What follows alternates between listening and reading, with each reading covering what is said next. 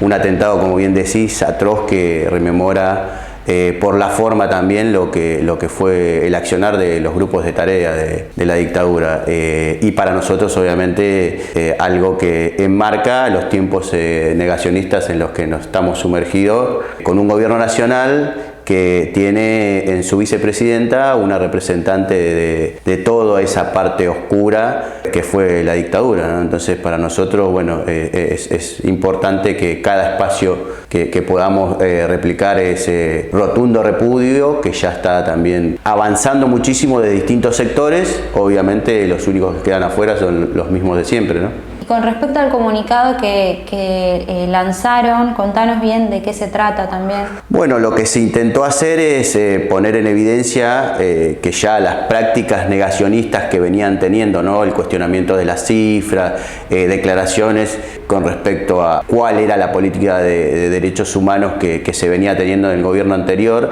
los recortes, que son también acciones concretas en función de recortar el acceso de las políticas de derechos humanos, ver esta situación atroz, ¿no? Que se da justo, como bien decías vos, en el marco de un nuevo aniversario, ¿no? de todo eso. O sea, visibilizar ese hecho atroz para poner en alerta a los distintos mecanismos democráticos que tienen que de alguna manera velar porque ese hecho nos rememora un proceso dictatorial que fue el último, el más sangriento, y el que nos llevó después a, como sociedad, entender que la manera de dilucidar las diferencias es a través de la democracia, digamos, y eso es un hecho, un atentado muy significativo, ¿no? En este contexto, digamos. O sea, entender que lo que estamos diciendo es que están envalentonándose de una manera a generar este tipo de hechos, ¿no? Porque, bueno, uno creía que esta discusión estaba saldada de lo democrático, pero bueno, esto nos pone otra vez en alerta y buscar herramientas dentro del sistema democrático para que no se extremicen, ¿no? Ya lograron volver a un lugar que era impensado hasta para nosotros mismos, ¿no? Nosotros creíamos que, bueno, que los procesos que el Estado en otros gobiernos han iniciado en derechos humanos habían calado hondo. De hecho, ya durante el gobierno de Macri, el 2x1, mucha gente salió a repudiar y eso creíamos que no daba margen para este tipo de hechos. Y bueno, es eso un poco, visibilizar este atentado, enmarcarlo dentro de lo que es el mes de la memoria y todas las acciones que ya todas las regionales de hijos vienen haciendo en todo el territorio de la Argentina, y ponernos en alerta, básicamente, ¿no? Claro, y este hecho que le pasó a una de las integrantes de Hijo, un hecho de violencia donde, bueno, por información se supo que pintaron, ¿no?, iniciales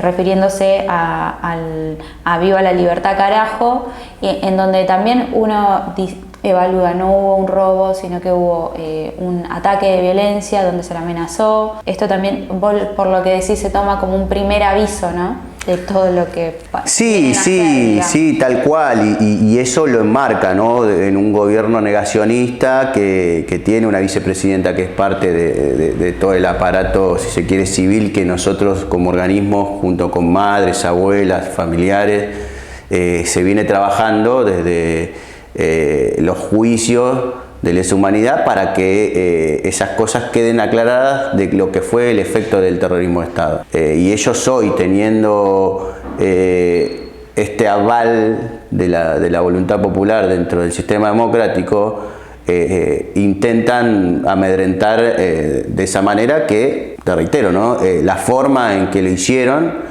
rememora a cómo los grupos de tarea operaban dentro de lo que era el marco de la dictadura. Y eso a nosotros nos pone muy en alerta, y es lo que en general, bueno, la mayoría del arco político ha repudiado profundamente, porque una clara demostración de a dónde nos quieren llevar con la política en general de este gobierno, pero básicamente en derechos humanos, porque los derechos humanos son transversales a todos los derechos, digamos. En mi caso, soy estudiante de Derecho, y uno ve que hasta los tratados de derechos humanos son parte del bloque constitucional en la reforma del 94. con lo cual eso le da una envergadura más allá de nuestra propia historia y la lucha que los organismos han hecho en nuestro territorio, que esa está reconocida mundialmente. Así que sí, es central que nosotros pongamos en alerta esto y el acompañamiento, bueno, de las organizaciones de la sociedad civil y las organizaciones políticas, los medios que visibilicen este atentado, porque es como un inicio que lamentablemente creemos que no puede llegar a buen puerto. Dijiste que la mayoría del arco político repudia, ¿no?, el atentado.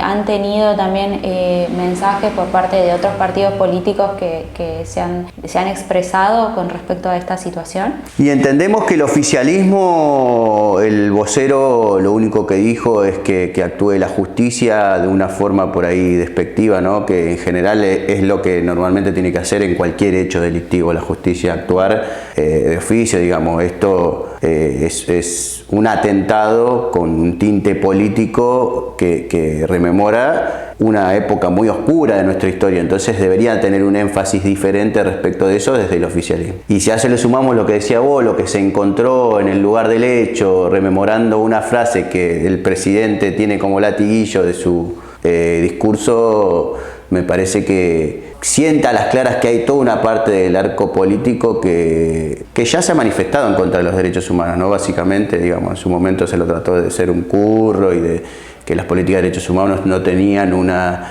dirección por ahí importante respecto de otras cuestiones, ¿no? Y bueno, es en sí lo que demuestran. Entonces, básicamente el oficialismo no ha hecho mención del hecho en la magnitud que creemos que tiene. Y después otras fuerzas políticas que por ahí no se han pronunciado tan abiertamente, pero bueno, que creemos que hay varios sectores que son más democráticos que deberían ser un poco más énfasis. Desde un principio siempre fue complejo, ¿no? Ya te digo, digamos, cada familia y cada historia tuvo que lidiar con una problemática muy particular y profunda de su entorno y su propio desarrollo social. La organización, o sea, todos los organismos le fue dando la posibilidad de llevarlo de otra manera. Sí. Más si a eso le sumás que seguimos en un proceso de búsqueda de nietos que han sido apropiados y todo. Entonces siempre hubo una necesidad de que, y de hecho las madres lo entendieron en una primera instancia, ¿no?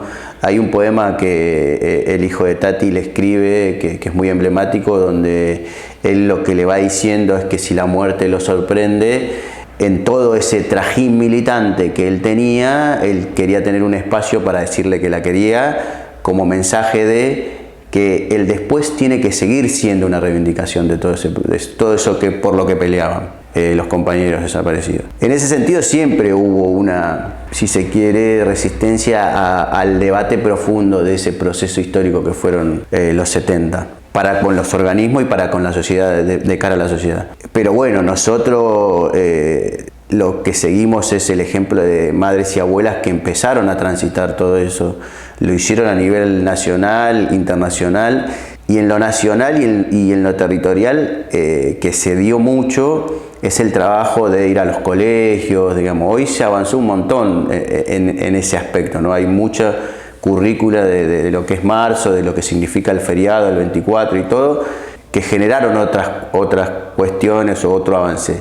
Sí es real, como decís, que de un tiempo a esta parte la juventud ha encontrado quizás en algo más disruptivo, con un discurso por ahí, más que nada, por ahí no sé si con contenido, un lugar en el que se siente por ahí, por el momento, más interpelada.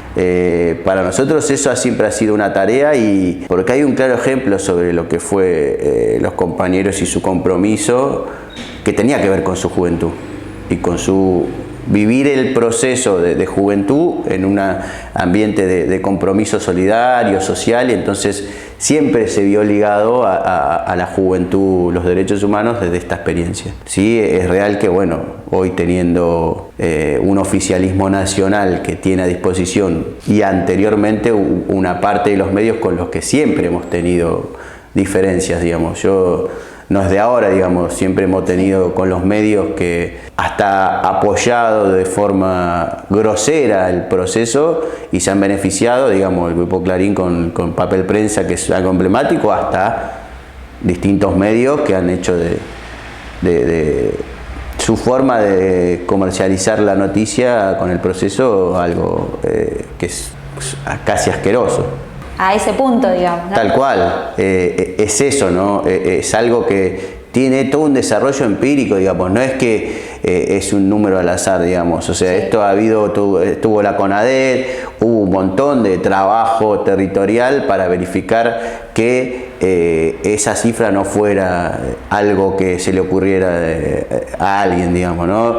Pero bueno, ese cuestionamiento tiene que ver con una negación a esto que decimos, de cierta parte de la sociedad, que durante mucho tiempo, creo que hasta el 2003, cuando Néstor irrumpe en la política y empieza a darle a los derechos humanos y a las políticas de derechos humanos un marco desde el Estado Nacional y empieza a construir desde ahí, era muy complejo, porque nada, era lidiar con los medios. Bueno, de hecho, Hijos durante los 90 tuvo todo un recorrido de resistencia. Sin ir más lejos, el compañero Guado de Pedro, que hoy es una figura emblemática en la política nacional, en el estallido del 2001 estuvo una situación también muy violenta, en donde fue llevado detenido durante el ataque que se le hacía a las madres cuando saltó a defenderla, y en ese momento también era muy encrispado todo. Así que siempre es eso, digamos, trabajar constantemente. Por eso es que lo que te decía hace un rato respecto de el valor de que un medio nos dé la posibilidad de seguir construyendo memoria, verdad y justicia. ¿Y hoy crees que se está perdiendo un poco estos valores, la memoria? ¿Se está generando como una bola de miedo, crees? Nosotros vemos que en realidad el ejercicio de la memoria tiene que ser constante. Por eso es que bueno, que se intenta todo el tiempo seguir trabajando a nivel territorial para que estos vaivenes que tiene la historia no impacten en algo que es central, ¿no? Que haya memoria, verdad y justicia nos da la posibilidad de construir para adelante.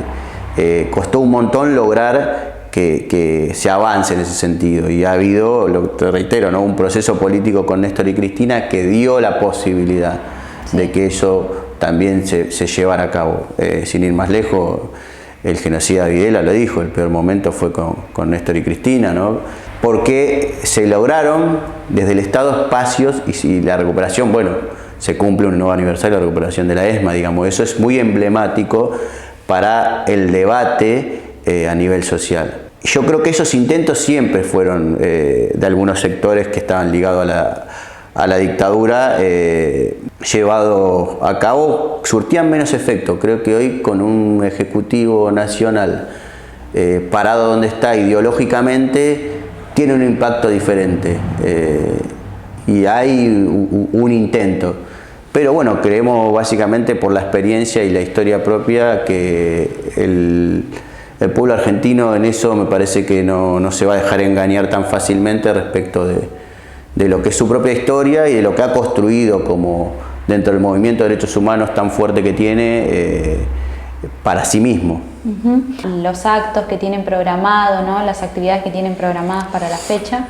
Bueno, en principio la convocatoria al 24 a todos y a todas, porque va a ser emblemático explotar esa plaza nuevamente. Después de mucho tiempo es un acto único, eso también enmarca el contexto en el que estamos. Ver, bueno, acá me decías vos que está programado también un acto en Cañuela, invitarlos a participar de eso, que es muy importante que los vecinos y las vecinas también conozcan un poco la historia de aquellos desaparecidos de su territorio.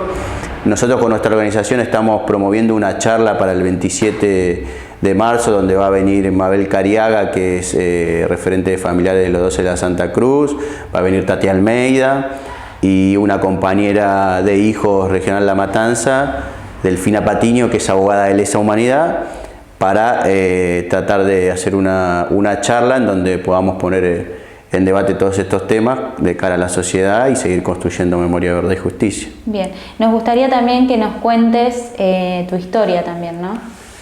Bueno, mi historia es, yo soy familiar desaparecido, tengo 4 tíos, crecí en La Matanza, pero nací en Puerto Madryn. Cuando tenía 1 mes y 1 día, Mi mamá se tuvo que volver de Puerto Madryn en avión porque se habían llevado a mi tío. Durante todo ese proceso también hubo una de las tías que militaba. La familia materna es oriunda de un barrio emblemático que en algún momento visitó Néstor, que es el barrio Almafuerte, en San Justo, también conocido como la Villa Palito. Y bueno, una tía que estuvo exiliada, que no se supo nada. Bueno, los 4 tíos desaparecidos y toda la familia que vivió todo el proceso de lo que te decía hace un rato, ¿no? de incertidumbre en un principio por no saber qué le pasó. Mi abuela materna, que en términos teóricos era madre de Plaza de Mayo, porque una de mis tías de sangre, Ana Mercedes Delgado, era la que estaba desaparecida, y después sus 3 yernos. Nunca entendió un poco qué le pasó a su hija y a sus yernos y ese concepto, porque bueno, el proceso fue muy complejo en los inicios y lo que vino después. Y en ese sentido hubo un grupo de compañeros del MED y de familiares que armaron estos talleres que generaban un espacio de contención para los familiares, en donde fuimos participando y se armaron en distintos lugares. Y bueno, de ahí fuimos un poco reconstruyendo y resistiendo mucho tiempo hasta que una vez que crecimos nos empezamos a organizar y a sumar, bueno, a las distintas regionales de hijos, acompañando un poco lo que ya madres y abuelas venía haciendo y lo que nuestros propios familiares nos iban de alguna manera inculcando en la diaria. Es decir que en tu caso 4 tíos víctimas de desaparecidos.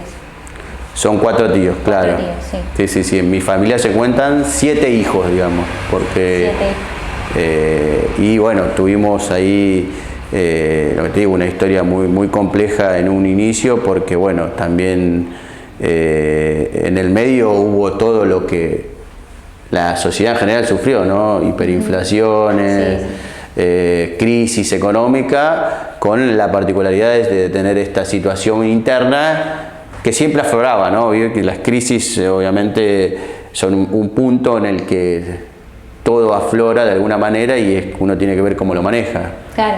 ¿Y vos te acordás en ese momento de algo? ¿Cuántos años tenías? Yo cuando nací, yo me recuerdo mucho lo que es la contención que nos dieron los compañeros en los talleres, porque nos reunían todos los sábados en una parroquia, Nuestra Señora de los Remedios, en Parque Avellaneda, en Capital, y después en distintos lugares. Nos hacían juegos didácticos ahí para contenernos y nos llevaban de viaje. Hacían viajes que hemos ido a Paraná, a Río Negro, digamos, como de forma didáctica, que ya en ese momento a mí me hacía un montón de ruido el hecho de cuando volvía a la vida general o normal y iba al colegio, no tenía compañeros que tenían ese tipo de actividades. Con lo cual era algo en lo que de chico me generaba cierto ruido. Y después siempre, en mi casa, con mis tías y con mis primos hemos participado siempre de las marchas y hemos estado siempre, de hecho muchos de los chicos que eran parte de los talleres fueron quienes fundaron Hijos después.